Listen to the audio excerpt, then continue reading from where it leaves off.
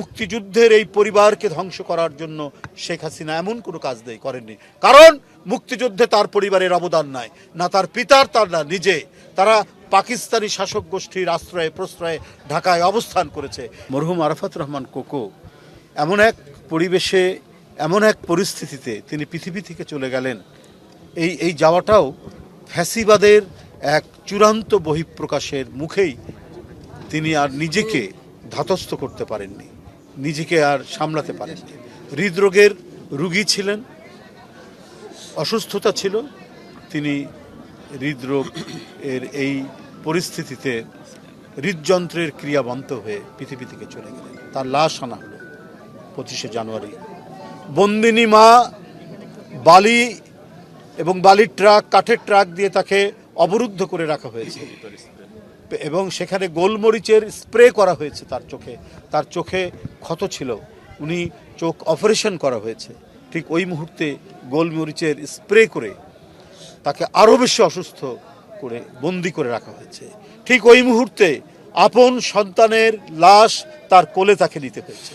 এই হৃদয় বিদারক ঘটনা, এই মর্মান্তিক ঘটনা, এই ট্র্যাজেডি, এই বিয়োগান্তক ঘটনার কথা আমার মনে হয় কোনো মহাকাব্যে লেখা আছে কিনা, কোনো ধরনের পৃথিবীর কোনো বিয়োগান্তক ঘটনার সাথে এটার মিল আছে বলে আমার মনে নাই। সমস্ত বিয়োগান্তক ঘটনা, ট্র্যাজেডিকে অতিক্রম করে গেছে এই মর্মান্তিক ঘটনা।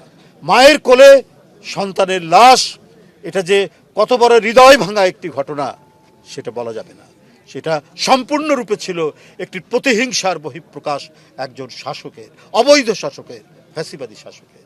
সে একটি পরিবারকে নানাভাবে পর্যুদস্ত করার জন্য জনগণের মধ্যে তার যে উপস্থিতি এবং তার যে জনপ্রিয়তা, সেটিকে আপনার মুছে দেওয়ার জন্য এমন কোনো কৌশল নাই যেটা করেননি সাবেক পলাতক স্বৈরাচারিণী শেখ হাসিনা।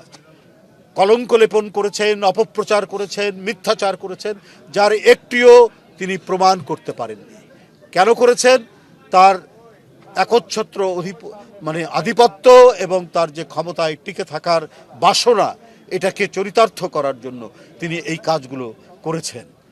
জিয়াউর রহমান স্বাধীনতার ঘোষক, জিয়াউর রহমান এদেশের বরেণ্য মুক্তিযোদ্ধা, দেশনেত্রী বেগম খালেদা জিয়া তার সন্তান সহ বন্দী সেই সময় তিনিও একজন মহান মুক্তিযোদ্ধা। এই মুক্তিযুদ্ধের এই পরিবারকে ধ্বংস করার জন্য শেখ হাসিনা এমন কোনো কাজ করেননি। কারণ মুক্তিযুদ্ধে তার পরিবারের অবদান নাই, না তার পিতার, তার না নিজে। তারা পাকিস্তানি শাসক গোষ্ঠীর আশ্রয়ে প্রশ্রয়ে ঢাকায় অবস্থান করেছে। এই কারণেই প্রতিহিংসা।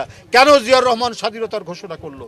কেন তার স্বাধীনতা ঘোষণা নিয়ে তার পরিবার, তার স্ত্রী, তার 2 পুত্র বন্দী অবস্থায় রইল? জনগণের মধ্যে তার এই যে দেশপ্রেম, সেই দেশপ্রেম এবং জনপ্রিয়তা শেখ হাসিনা কোনোদিনই বরদাস্ত করতে পারেনি। তাই একের পর এক যন্ত্রণা দিয়েছে। তার জ্যেষ্ঠ পুত্র, আজকের প্রধানমন্ত্রী জনাব তারেক রহমান, তাদেরই আন্দোলনের ফসল শারীরিকভাবে তাকে অত্যাচার করেছে। তিনি চিকিৎসার জন্য চলে গিয়েছিলেন লন্ডনে। আজকে কি হয়েছে? জনগণের ধাওয়া খেয়ে পালিয়ে যেতে হয়েছে শেখ হাসিনা। আজকে সেই তারেক রহমান, শহীদ জিয়া এবং দেশনেত্রী বেগম খালেদা জিয়া মরহুমা, তার জ্যেষ্ঠ পুত্র আজ প্রধানমন্ত্রী, অত্যন্ত জনপ্রিয় প্রধানমন্ত্রী। জনকল্যাণের সমস্ত যে কাজ, সেই কাজগুলো একের পর এক ক্ষমতা নেওয়ার 2-3 দিনের মধ্যে থেকে বা শুরু থেকেই তিনি ইমপ্লিমেন্ট করছেন।